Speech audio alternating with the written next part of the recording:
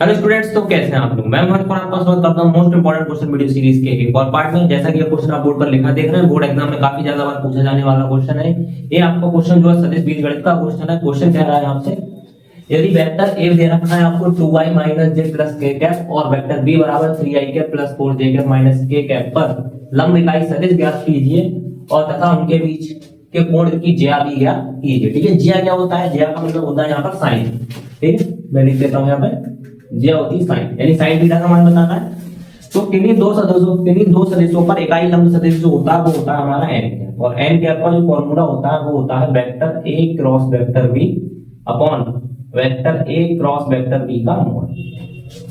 ठीक है, ये होता है हमारा एन कैप का फॉर्मूला। तो हमको ये इकाई लंब सदिश ज्ञात करना है इन दोनों पर, और इसकी ज्या भी बतानी है। ठीक है, तो ज्या का फॉर्मूला होता है साइन थीटा का, साइन थीटा बराबर vector A cross vector B का मॉड अपॉन वेक्टर ए का मॉड इनटू वेक्टर बी का मॉड। ये होता है साइन थीटा का मान। तो ये दो चीजें हमको इस क्वेश्चन में याद करनी है, और 5 नंबर में क्वेश्चन आता है, काफी ज्यादा इंपॉर्टेंट है। ठीक है, आइए तो क्वेश्चन को करना शुरू करते हैं।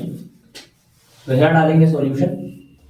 जो जो हमको दिया है पहले वो लिखेंगे। हमको दिया है वेक्टर ए बराबर 2y कैप माइनस जे कैप प्लस के कैप, और वेक्टर बी बराबर हमको दिया है 3i cap plus 4j cap minus के कैप। तो हमको क्या चाहिए यहाँ पर? हमको चाहिए सबसे पहले ए क्रॉस बी चाहिए, और ए क्रॉस बी का मॉड चाहिए। तो सबसे पहले हम निकालेंगे ए क्रॉस बी। तो ए क्रॉस बी, ठीक है, ए क्रॉस बी कैसे निकालते हैं? तो ऊपर आएगा आई कैप जे कैप और के कैप, उसके बाद ए के गुणांक 2, फिर माइनस 1 और 1। इसी तरीके से बी के गुणांक 3, 4 और माइनस 1। ठीक है, इसका प्रसार कर लेंगे R1 से विस्तार करने पर या प्रसार करने पर।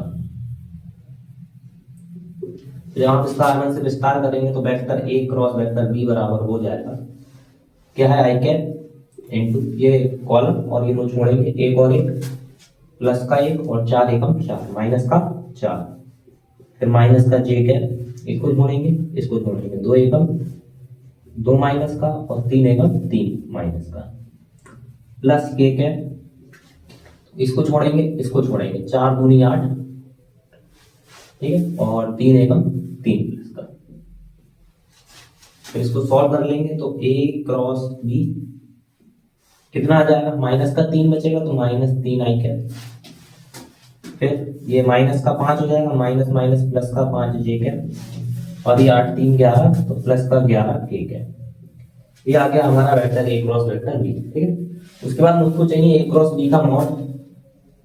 Vector A cross vector B का मॉड कैसे निकालते हैं? किसी भी सदिश का मॉड चाहिए तो सबसे पहले लेते हैं रूट, फिर लेते हैं आई के गुणांक का वर्ग यानी -3 का स्क्वायर, फिर लगाएंगे प्लस जे के गुणांक का वर्ग यानी 5 का स्क्वायर, फिर लगाएंगे प्लस के गुणांक का वर्ग। के गुणांक कितना है? 11। इस तरीके से हम किसी भी वेक्टर का मॉड निकाल सकते हैं बड़े आसानी से। तो -3 का स्क्वायर 9, 5 का स्क्वायर 25, 11 का स्क्वायर 121। तो इसको जोड़ेंगे, ये हो जाएगा हमारा 130 और 25 155, तो अंडर रूट 155। ठीक है, इसका वर्गमूल लिख लेगा नहीं तो इसको इतना ही छोड़ देंगे। फिर लिखेंगे अगला, सदिश ए बा बी पर लंब इकाई सदिश, लंब इकाई सदिश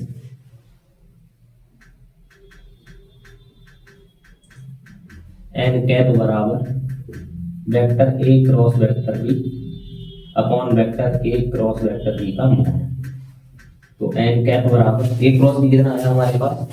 ये आया माइनस का 3 आई कैप प्लस का 5 जे कैप और प्लस का 11 के कैप, और इसके बटे में अंडर रूट 155।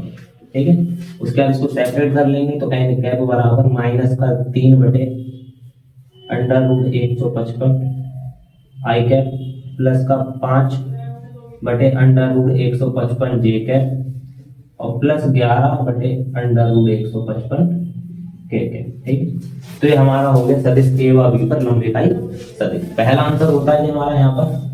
ठीक है, उसके बाद हमसे पूछा गया है तथा उनके बीच के कोण की ज्यादा ज्ञात करनी, यानी हमको साइन थीटा ज्ञात करना है। चलो ये यहाँ कर देते हैं, साइन थीटा बराबर, तो पहले फॉर्मूला लिखेंगे साइन थीटा बराबर ए क्रॉस बी का मॉड अपॉन वेक्टर ए का मॉड इंटू वेक्टर बी का मॉड।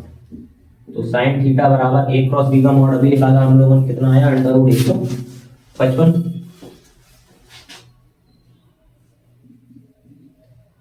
Under root 155। फिर आपको क्या चाहिए यहाँ पर, वेक्टर ए का मॉड। तो जिस तरीके से आपने ए क्रॉस बी का मॉड लिखा रहा है वैसे ही ए का मॉड लिखा है। तो वेक्टर ए क्या है ये, तो 2 का वर्ग 4 प्लस 1 का वर्ग 1 फिर प्लस 1 का वर्ग 1 इंटू, इसी तरीके से वेक्टर बी का मॉड 3 का वर्ग 9 4 का 16 और 1 का वर्ग 1।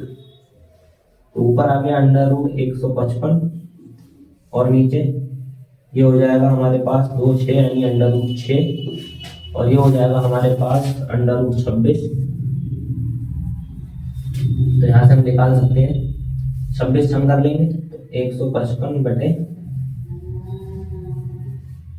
6 36 के 6 हासिल लगा 3 6 दूनी 12 3 15।